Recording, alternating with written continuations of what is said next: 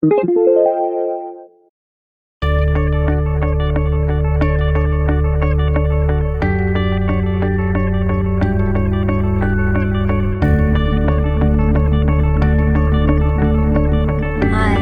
my name is Natalie Ginsberg, and I'm the Director of Policy and Advocacy at MAPS, the Multidisciplinary Association for Psychedelic Studies. And we were founded to develop medical, legal, and cultural context for the beneficial and safe uses of psychedelics.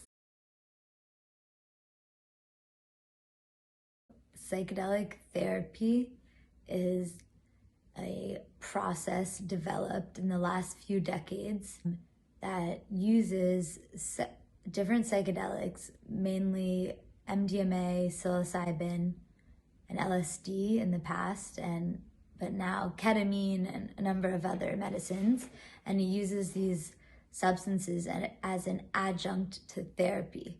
So the psychedelic experience often lasts a few hours. It ranges per substance and per individual, but psychedelic therapy is the process of sitting with a person and offering therapeutic guidance to that individual.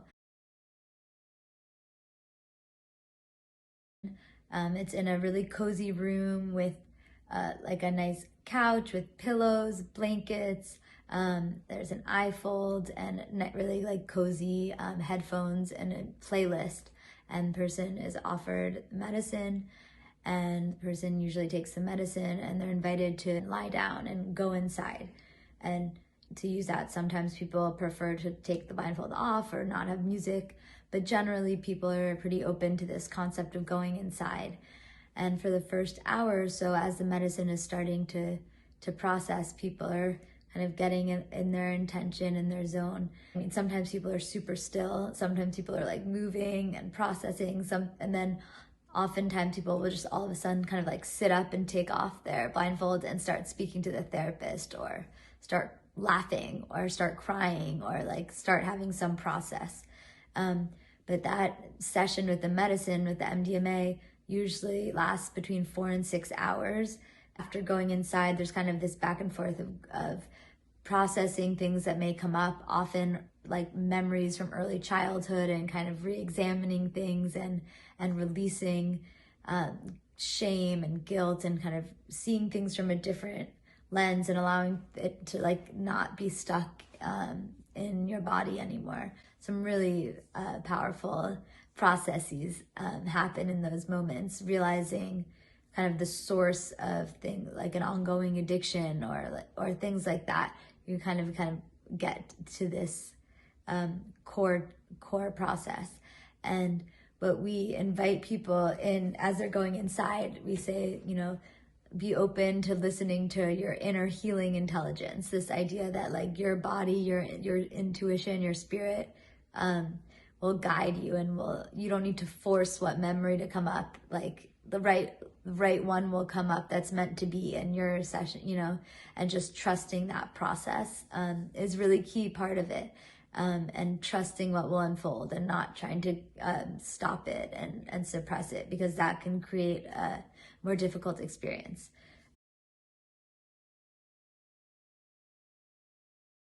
Everyone is always curious about microdosing, and I do feel like it's a lot easier way of like kind of meeting these substances, and it can still have a really profound effect, even though the idea of a microdose is that it's imperceptible.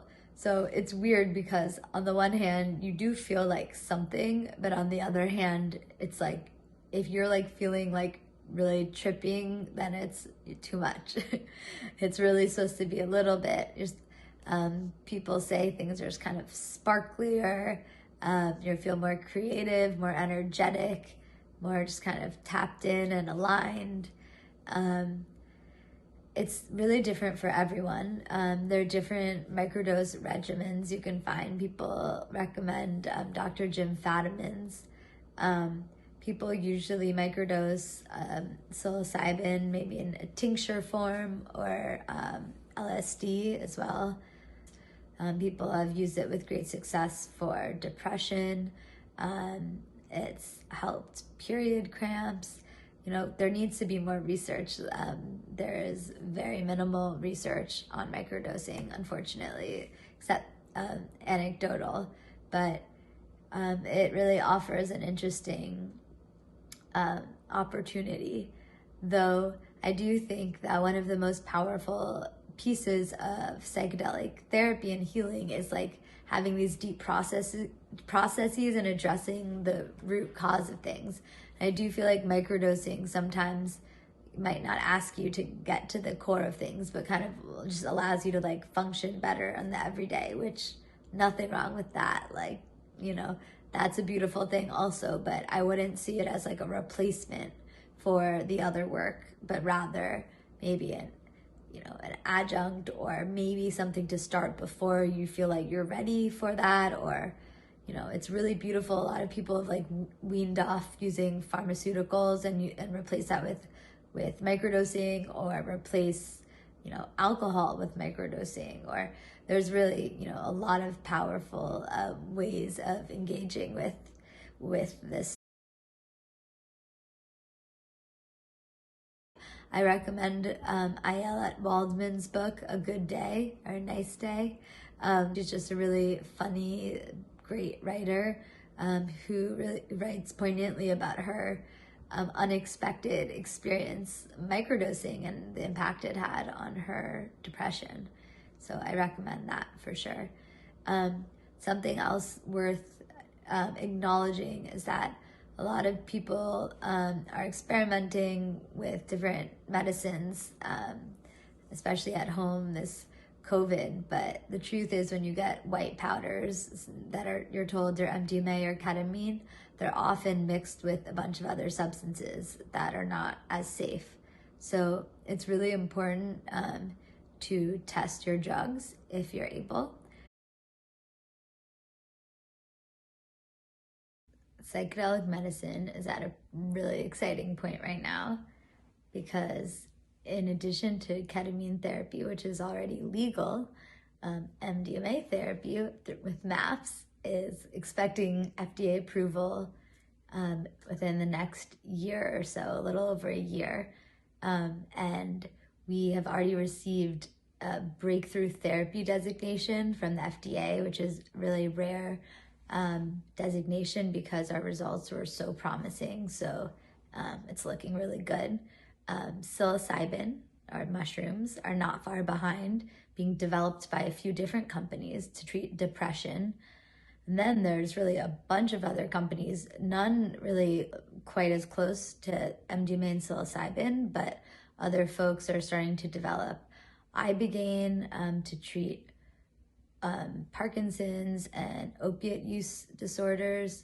We're gonna just see more and more and more. But really, the ones to look out for next are definitely MDMA first, and then psilocybin. Even though things are changing on the local and state levels, everything is still like federally illegal in the US. And, just look around and educate yourself about what's going on locally so you can make safe choices, because that's really kind of the worst trip, is engaging with law enforcement, for sure, which is especially the case if you are a Black or brown person in the US.